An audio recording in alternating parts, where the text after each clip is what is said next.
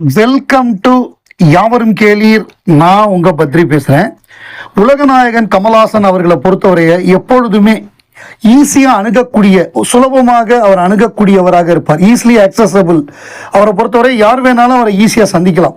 So அந்த மாதிரி தான் பார்த்துப்பாரு. ஒரு பெரிய கதாநாயகர்னா யாரையும் சந்திக்கக்கூடாது, யாருக்கும் பேட்டி கொடுக்கக்கூடாது, எந்த தொலைக்காட்சிக்கும் போய் நிகழ்ச்சிகளில் கலந்துக்கக்கூடாது, நிருபர்களை பார்க்கக்கூடாது, இந்த மாதிரிலாம் இருப்பாங்க. அதிகமாக யாருக்கும் பேட்டி கொடுக்கக்கூடாது, வெளியிலேயே வரக்கூடாது, இப்படிலாம் இருப்பாங்க. ஆனால் இவரை பொறுத்தவரையே மக்களோட மக்களாக இருக்கக்கூடியவர். ஸோ அதிகமாக ஒருத்தர் சந்திக்கணும்னு விருப்பப்பட்டால் இமீடியட்டாக சிங்கம்புலி சந்திக்கணும்னாரு, உடனே அவரை பார்த்துட்டாரு.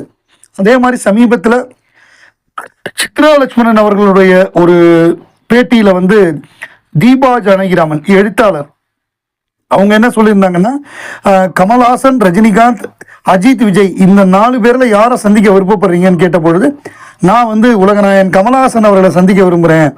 ஏன்னா அவருடைய அனுபவம், அவர் மற்றவர்களை பற்றி பேசுவதுங்கிறது எனக்கு ரொம்ப ரொம்ப பிடிக்கும், நான் அவருடைய ரசிகை அப்படின்னு சொன்னாங்க. இவங்க நிறையா ஸ்க்ரீன் பிளே பற்றியும் படங்களை பற்றியும் நிறைய எழுதியிருக்காங்க. தொடர்ந்து விகடனில் எழுதியிருந்தாங்க நிறையா கட்டுரைகள். அதில் நிறையா சில கட்டுரைகளை நம்ம கூட பயன்படுத்தியிருந்தோம். அவங்க சந்திக்கணும்னு விருப்பப்பட்ட உடனே இமீடியட்டாக உலகநாயகன் கமல்ஹாசன் அவர்கள் சந்திச்சிருக்காரு. அதில் அவங்க சந்திக்க விருப்பப்பட்டதுக்கு காரணம் என்னன்னா, திரைப்படத்துறை குறித்து இவருக்கு எல்லாம் தெரியும் என்பதால் மட்டுமல்ல, ஒருவர் தான் நேசிக்கும் துறையின் மீது எந்த அளவு ஈடுபாடும் கட்டற்ற ஆர்வமும் கொண்டிருந்தால் தொடர்ந்து அதில் இயங்க முடியும் என்று வியக்க வைப்பதாலும் இவர் மீது பெரிய மரியாதை உண்டுன்னு சொல்லியிருந்தாங்க. ஸோ இந்த நேர்காணலை பார்த்துட்டு உலகநாயகன் அவர்கள் இவங்களை வர சொல்லியிருக்காரு. 1.5 மணி நேரம் பேசியிருக்காங்க 2 பேரும். அந்த 1.5 மணி நேரம்னா கமல் சார் தான் அதிகமாக பேசியிருக்காரு. இவங்க சில கேள்விகளை கேட்டிருக்காங்க. அதுக்கு அவர் உரையாடலில் அவர் இப்போ என்னென்னலாம் பேசியிருக்காருன்னு சொல்லி ரொம்ப வியப்பாக சொல்லியிருக்காங்க. ரித்விக் கட்டக்ங்கிறது பெங்காலி இயக்குனர், Nagesh, K Balachander, S Balachander, Raki Rangarajan, Akira Kurosawa, Singeetam Srinivasa Rao, Robert Brosnan, Godard, Fellini, Sandilyan, கல்கி, ஸ்ரீ வேணுகோபாலன், அதாவது புஷ்பா தங்கத்துறைங்கிற எழுத்தாளர், ஏபி நாகராஜன், மனோரமா, தேவன் எழுத்தாளர், சிவாஜி கணேசன், எம்ஜிஆர், சந்திரபாபு, அசோகமித்ரன் எழுத்தாளர், ஜாரா சுந்தராசன் எழுத்தாளர், ஜெமினி கணேசன், கிரீஷ் கர்நாடு நம்ம எல்லாருக்கும் தெரியும். குணால டாக்டராக நடிச்சிருப்பாரு, காதலன்ல கவர்னராக நடிச்சிருப்பாரு, அப்புறம் ஹேராம்ல கமல்ஹாசனுடைய மாமனாராக நடிச்சிருப்பாரு. அவர் மாபெரும் ஒரு எழுத்தாளர், மாபெரும் நடிகர், கன்னட நாடகத்துறையினுடைய பிதாமகர், 1வது பிதாமகர்னு சொல்லலாம் அவரை. இன்னும் சிலர் என மடை திறந்து பேச்சு, ஒன்றிலிருந்து வேறொன்றுக்கு உருமாறி கதைகள், பாடல்கள் என ஒரு அற்புதமான உரையாடல். நான் அவரிடம் கற்றுக்கொண்ட ஒன்றை சொன்னேன். ஆமா, கத்துக்கணும், இதை கத்துக்கணும், நான் என் ஆசாங்கிட்ட இதை கத்துக்கிட்டேன் என்றார். பேசிக்கொண்டிருக்கையில் ஒருவரை பற்றி சொல்லி அவர் குறித்து எழுதுங்களேன் என்றார். நிச்சயமாக என்றிருக்கிறேன். அதற்கான ஆய்வினை செய்த பின்னே எழுத முடியும். வெளியிடுகையில் யாரென சொல்கிறேன். 1.5 நேர சந்திப்பு என்றாலும் நான் அவரிடம் புரிந்து கொண்ட ஒன்று, திரைப்படக்கலை என்பது அவருடைய நரம்பு போன்றது. ரித்விக் கட்டக் ஒரு காட்சியை எப்படி வடிவமைப்பார் என்று நடித்து காட்டினார். நடிக்கும் போது நிறுத்திவிட்டு அதை வியர்ந்தார். பிறகு ரித்விக் கட்டக்கின் மனதினை ஆராய்ந்தார். மாஸ்டருங்க அந்தாளி என்றார். சிங்கிதம் சீனிவாசனை பற்றி சொல்லும் போது அவரிடம் இருந்த பணிவு, கிளின்ட் ஈஸ்ட்வுட்டை தாண்டிட்டார். 95 வயசுல படம் டைரக்ட் பண்ணிட்டு இருக்காரு என்றார். நீங்கள் முன்னோடிகளை கொண்டாடுவதை நான் பின்பற்றுகிறேன் என்றார். அதற்கு சில விளக்கங்களை சொன்னவர், நமக்கு முன்னால் இருக்கிறவங்க ஜீனியஸ்னு நமக்கு தெரியாது, தெரிஞ்சுக்க மாட்டோம், ஆனால் தெரிஞ்சுக்கணும். அதுக்கு அவங்கள முதல்ல நாம வியக்கணும், கவனிக்கணும் என்றார். சினிமா எனக்கு என்ன தந்திருக்கிறது என்பதை நான் மட்டும் அறிவேன். அது எனக்கு தராதது எதுவும் அல்ல. இன்று என் முன்னோடி கலைஞனை நான் மதிக்கிற ஆளுமையை சந்திக்க வைத்திருக்கிறது அப்படின்னு சொல்லி தீபா ஜானகிராமன் சொல்லியிருக்காங்க. இது ஒரு அற்புதமான விஷயம். நம்ம சந்திக்கணும்னு விருப்பப்படுறோம்னா இமீடியட்டாக கூப்பிட்டு அவங்களோட டிஸ்கஸ் பண்ணி இதை பற்றி எழுதுங்க, இதை பற்றி இப்படி பண்ணுங்கன்னு சொல்லி அவர் அனுப்பிச்சிருக்கார். அப்படின்னா அவர் உலக நாயகன் தான். 2 விஷயம். ஒன்று தாய் கிழவி படம் 75 கோடி கிராஸ் பண்ணியிருக்கு அந்த படம். ஸோ ஒரு சின்ன படம், ஒரு அழகாக ஒரு நல்ல ஸ்க்ரீன் பிளேயோடு எடுக்கப்பட்ட படம். அது 75 கோடி பண்ணியிருக்கு. குறிப்பாக அதில் அந்த படத்துடைய இயக்குனர் அவர் பிரமாதமாக அந்த படத்தோட ஸ்க்ரீன் பிளே வடிவமைச்சிருக்காரு. அந்த சென்ட்ரல் கேரக்டர் ஒரு 20-25 நிமிஷம் தான் வருவாங்க, ராதிகா. அதை சுற்றி கதையை பின்னிருக்காரு. நல்ல கேரக்டர்ஸை இன்ட்ரெஸ்டிங்காக. அதில் குறிப்பாக உலகநாயகன் கமல்ஹாசன் அவர்கள் அவருடைய ரசிகனாக நம்ம சிங்கம்புலி நடித்தது, அது மக்கள் மத்தியில் பெருமளவு வரவேற்பை பெற்று அந்த படம் மிகப்பெரிய மாபெரும் வெற்றி படம் அமைஞ்சிருக்கு.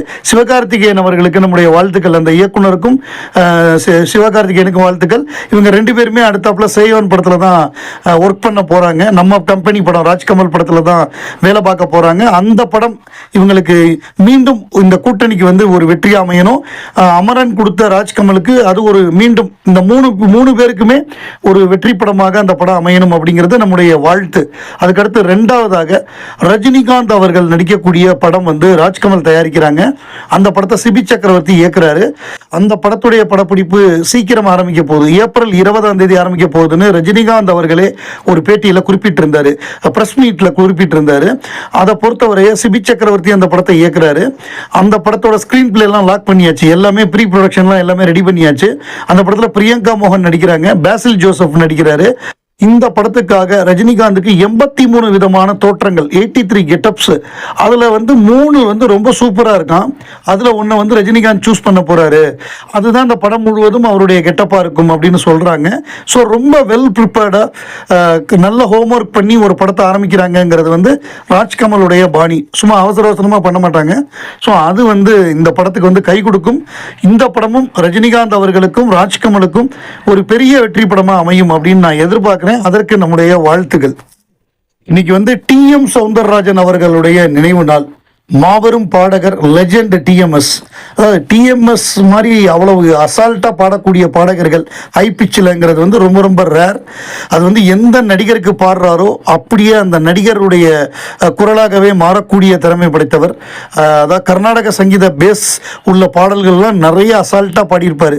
திருவிளையாடல் மாதிரியான படங்கள்லாம் அவ்வளோ சூப்பராக பாடியிருப்பார். அவருடைய திறமைக்கு வந்து எல்லையே கிடையாது. ஸோ அவர் எம்ஜிஆருக்காகவும் சிவாஜிக்காகவும் பாடிய பாடல்கள் எல்லாமே மாபெரும் பாடல்கள், மாபெரும் வெற்றி பெற்றன. அவர் கமலஹாசனுக்கும் ஒரு பாட்டு பாடியிருக்காரு, சில பாடல்கள் பாடியிருக்காரு. எனக்கு ஞாபகம் வர்றது வந்து தாயில்லாமல் நான் இல்லையில வடிவேல மனசு வச்சான், அந்த பாட்டு ஞாபகம் வருது. அது நமக்கு வேடிக்கையாக இருக்கும். அவ்வளோ பெரிய லெஜண்ட் எம்ஜிஆர் சிவாஜிக்கெல்லாம் பாடிட்டு அப்போ கமல் வந்து ரொம்ப சின்ன பையனாக இளைஞனாக இருப்பார். ஒரு 20 வயசு 21 வயசு கூட இருக்காதுன்னு நினைக்கிறேன். அந்த மாதிரி காலகட்டம். அப்போ வந்து டிஎம்எஸ் பாடுறதுங்கிறது நமக்கு வேடிக்கையாக இருக்கும். ஆனாலும் பாடியிருப்பார். பாடி அந்த பாட்டு பெரிய வெற்றி, அந்த படமும் வெற்றி படமாக அமைஞ்சது தேவர் ஃபிலிம்ஸில். ஸோ அவங்க அப்படி அதை பயன்படுத்தியிருந்தாங்க.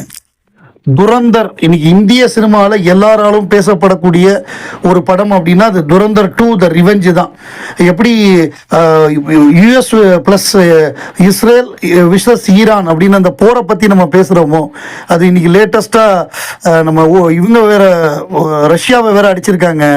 அந்த அவங்களோட எதிரி நாடு யுக்ரைனு, அவங்களோட பெட்ரோல் இதில் அவங்க வந்து அதை வச்சு தான் நிறைய இப்போ சம்பாதிக்கிறாங்க. அதை தடுக்கணுங்கிறதுக்கு அடிச்சிருக்காங்க. இதெல்லாம் ஓடிக்கிட்டு இருக்கு. பட் இதுக்கு நடுவில் இங்கே இந்தியா முழுக்க பேச்சு வந்து துரந்தர் 2 த ரிவெஞ்சை பற்றி தான் பேசுகிறாங்க எல்லாருமே. அந்த படத்துடைய வசூல் அது வந்து 3 நாளில் 761 கோடி. இது மாதிரி ஒரு வசூல் வாய்ப்பே இல்லைங்கிற லெவலுக்கு அடித்து துவம்சம் பண்ணிகிட்டு இருக்கு.